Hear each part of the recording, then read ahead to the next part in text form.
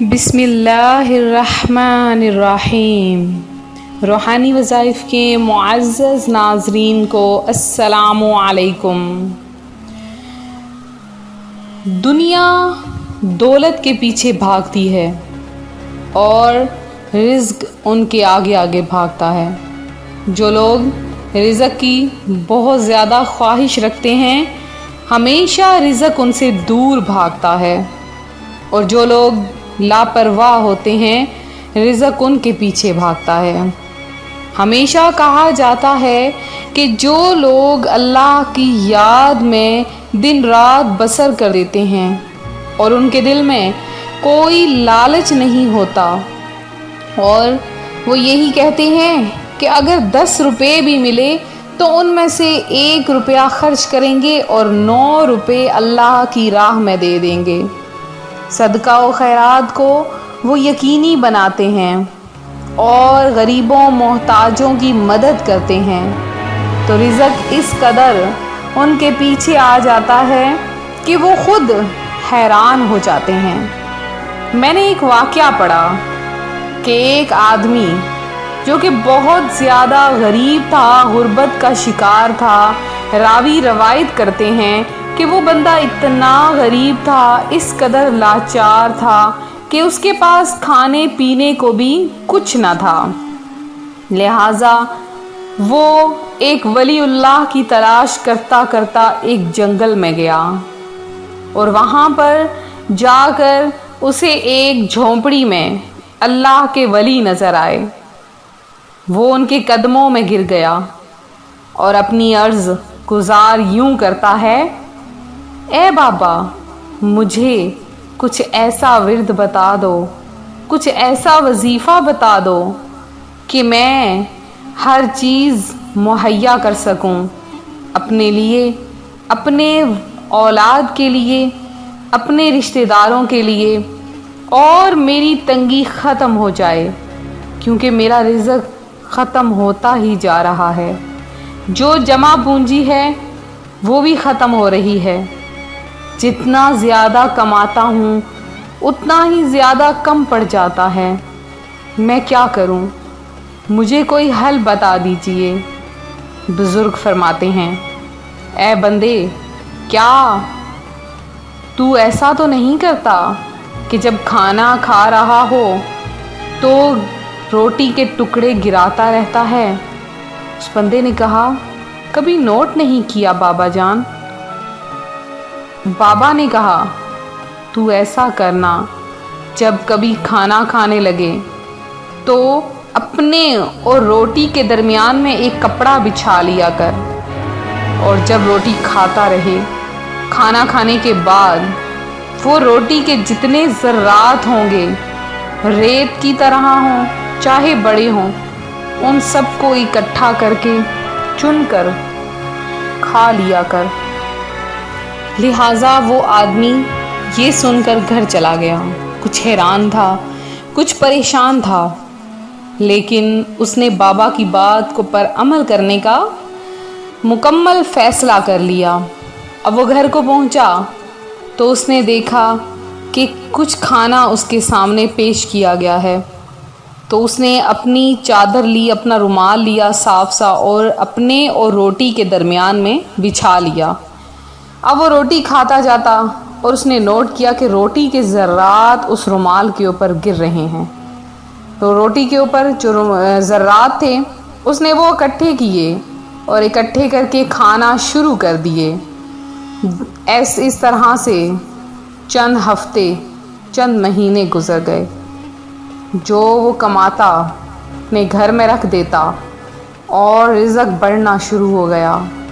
اتنا رزق بڑھا کہ اس کا گھر دولت سے بھر گیا۔ اس کے گھر میں پیسہ رکھنے کی جگہ نہ تھی، اس کے صندوق بھر گئے، اس کے بڑے بڑے جو پیسوں کے ڈرم بن گئے۔ اتنا پیسہ اکٹھا ہو گیا کہ وہ خود حیران تھا کہ اب یہ پیسہ استعمال کہاں کروں۔ اس نے غریبوں میں تقسیم کیا، محتاجوں میں تقسیم کیا۔ غریب، محتاج، ہر کوئی امیر ہو گئے، غنی ہو گئے، لیکن پیسہ ختم ہونے کا نام نہ لیتا۔ کیونکہ وہ مسلسل وہ عمل کر رہا تھا۔ اب اس نے سوچا کہ یہ پیسہ کم کیسے کیا جائے، کیونکہ گھر میں پیسہ رکھنے کی جگہ ہی نہیں رہی۔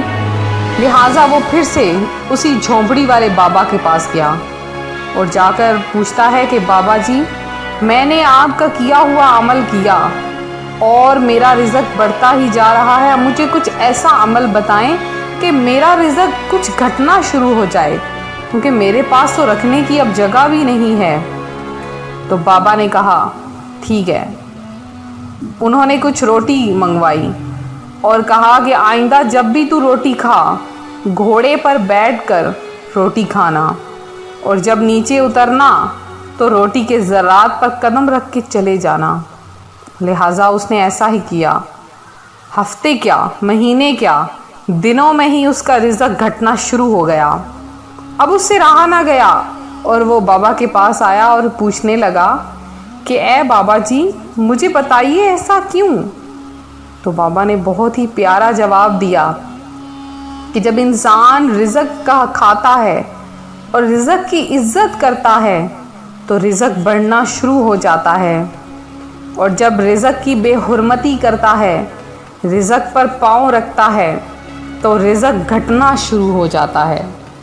تو ہم کیا کر رہے ہیں؟ رزق کو نالیوں میں بہا دیتے ہیں۔ ہمیں پتہ ہے کہ ہم اتنا کھانا پکائیں گے تو سارے گھر والے آرام سے کھا لیں گے، لیکن ہم پھر بھی اتنا زیادہ کھانا پکا دیتے ہیں کہ آدھا کھا کر باقی گندی نالیوں میں بہا دیتے ہیں۔ روٹی کے ٹکڑے جھاڑو کے ساتھ کچرے کے ڈھیر پر ملتے ہیں، تو یہ سب رزق کی بے حرمتی ہے، اور ہم کہتے ہیں کہ غربت اور تنگ دستی بڑھتی جا رہی ہے، اور یہ بڑھنے کے ساتھ ساتھ اس قدر بڑھ چکی ہے کہ ہمارے پاس اب رزق کے لیے کچھ بھی نہیں ہے۔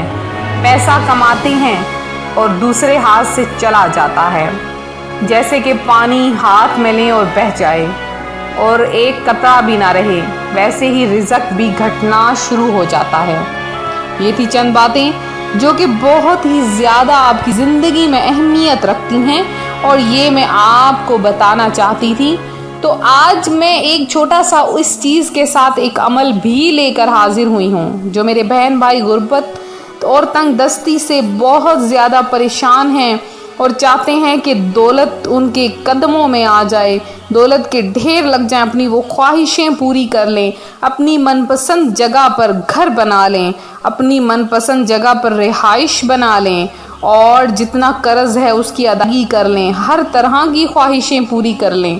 تو آج میں ان کے لیے ایک ایسا وظیفہ لائی ہوں کہ غربت سے جو بھی تنگ افراد ہیں وہ اللہ کا ایک نام صرف گھر میں بیٹھ کر پڑھ لیں، انشاءاللہ عز و جل، اور رزق کی بھرمار ہو جائے گی، رزق بے شمار آ جائے گا۔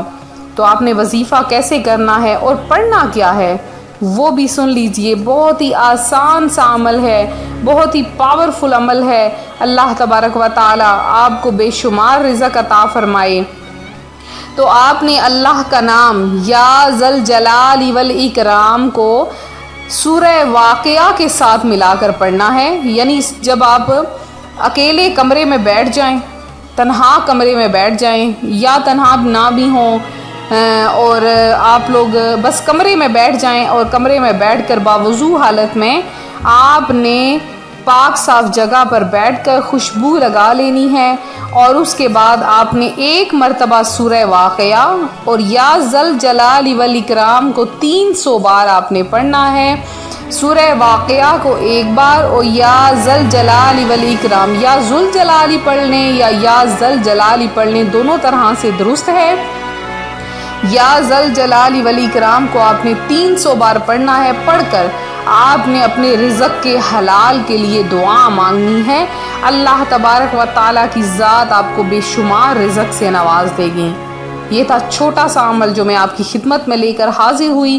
امید کرتی ہوں آپ کو آج کا ہمارا یہ وظیفہ اور چند چھوٹی چھوٹی باتیں پسند آئی ہوں گی۔ مزید ویڈیوز کے لیے، مزید وظائف کے لیے ہمارا چینل ضرور سبسکرائب کریں۔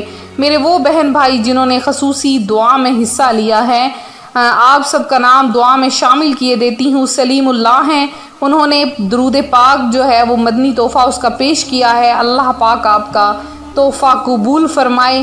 غلام رسول ہیں، بلاول گلزار ہیں، اور اس شگفتہ شاہین ہیں، ظہیر احمد ہیں، اللہ پاک آپ کی پریشانیاں دور کرے۔ میر خان ہیں، رخسانہ زین ہیں اور مدثر احمد ہیں، اس کے علاوہ افسانہ خان ہیں، نورین علمہ ہیں، انجم شہزاد ہیں، اور اس کے علاوہ زینب بی علی ہیں، انہوں نے خصوصی دعا میں حصہ لیا ہے۔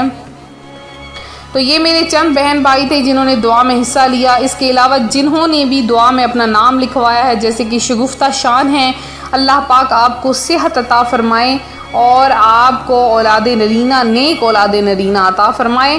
تو ملتے ہیں اپنے اگلے وظیفے کے ساتھ، اپنی دعا میں یاد رکھیں، اپنا خیال رکھیں، فی امان اللہ۔